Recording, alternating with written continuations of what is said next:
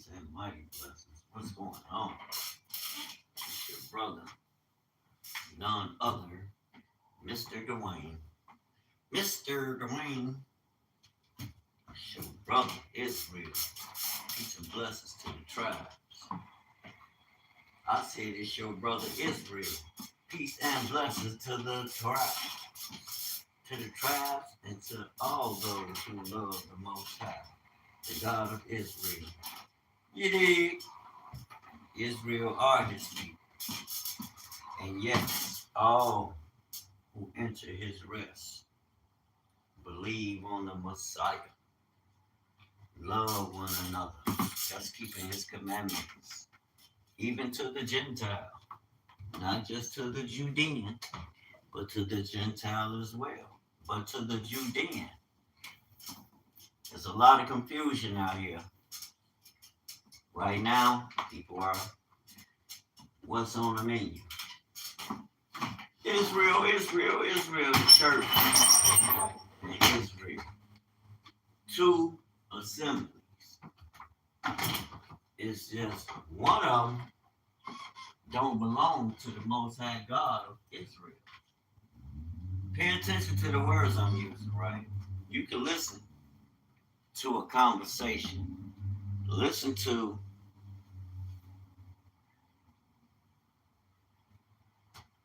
the message. Listen to what's being spoken. There's a particular language that we're looking for here now.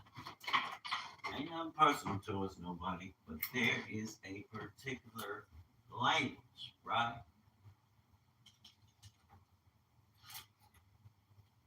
That we're listening for. Certain sound waves. Speech. That connection, and you know of a surety what we're speaking about, who we're speaking about, and why. It's time. Hebrews. Not all Hebrews are bloodline family. And it's the truth. I know the Hebrews came out of Africa. And a lot of people don't understand how that works because they don't understand this whole thing with Canaan. Where Canaan's land is, they won't accept the truth of it. Canaan being a son of Ham. So his land, we know, allotted to him is all fathers and their sons and their children were given by covenant. Is in Africa. But he took Shem's land, which is not in Africa. And because of his disobedience, he was cursed. And y'all know this. I didn't say Ham. Canaan. Not Ham, but Canaan, the son. Because he rebelled against God's commandments. That's why him and his descendants were cursed. Because he rebelled against the king's commandments.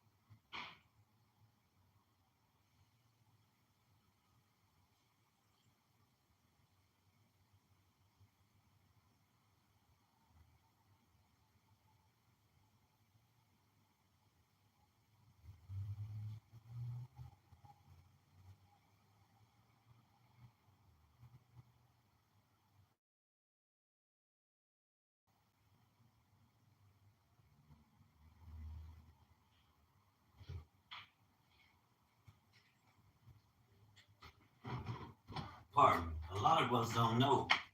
Canaan was cursed because of his hard hardness and rebellion. And the Most High made him a servant of servants unto Shem and Japheth. So it's not like we don't know. We don't follow the world on their religion because they don't understand the world of Israel or the Hebrews. And a lot of Hebrews don't understand. It's like you got Hebrews that proclaim that they're the only ones that will enter into the kingdom of Israel. And that's just not so. A lot of what you're going to hear me say right now, you're not used to hearing. And it may sound strange to you, but I assure you it's not when you rightly divide the word. Israel has been forever. Jacob is a chosen servant to represent that kingdom of Israel. But that doesn't mean he's the only one that's going to enter into the kingdom of Israel. You have Hebrews, right? God chose them. Jacob, which he had already made, and Shem, well before Abraham. He chose them, right? And what he did with Jacob in Genesis 32 describes why the Hebrews are Israelites. Because you are the firstborn of his servants. You're the firstborn of his servants and men. Think about it. As a people, he tried it with Adam, his first creation. Quite naturally, it will have, you know, what he desired for us to have. But think about it. We broke that covenant. And then he chose a people and named them Israel. So everything that looks to the God of Israel, you're coming into the kingdom of the Israelites. It's just a fact. You're going to enter into covenant with the God of Israel. When he gathers, judges, and brings those who's entering, he will form the nation of Israel. Either you're going to be in it or you're not. Hebrews, either they're going to be in it and they don't have no automatic shoe in. They have to work out their salvation too. Because they might not enter. They're not promised to enter into the kingdom. Especially not if you stuck at Jacob. You have to enter the rest of the God of Israel as his servants under the king of Israel and teach others everything. That is the dollar. That is the door Christ is pointing to. The God of Israel. You can't serve the Hebrews. You can't enter into, the Hebrews going crazy, but they ain't understanding why. They hindering others from coming into the kingdom of Israel because they think they're the only. I wouldn't believe that if that's all I had. Come on, man.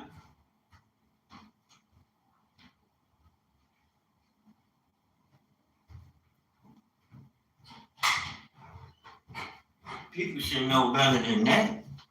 And that's why there's so much confusion because the Hebrews don't understand. You are chosen to serve the God of Israel. You're not the only people that's entering into the kingdom.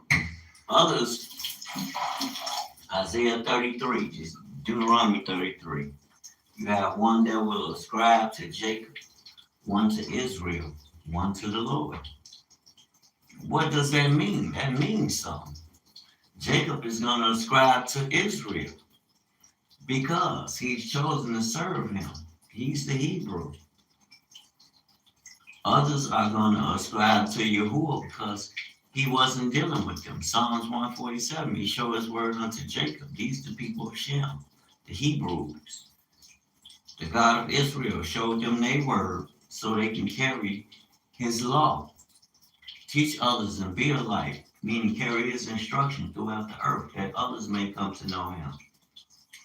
That's what's going to bring us all together. Torah is going to bring you together. It's not going to separate you.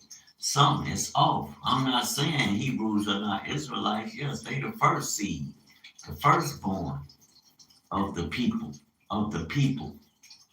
And now he wants others to come and worship him, not just you Hebrew. Others can come into the Israelite paradigm because it's the God of Israel. It just happen to be the God of the Hebrews. You the first. So yes, you have favor, but you're not exclusive. That's the problem.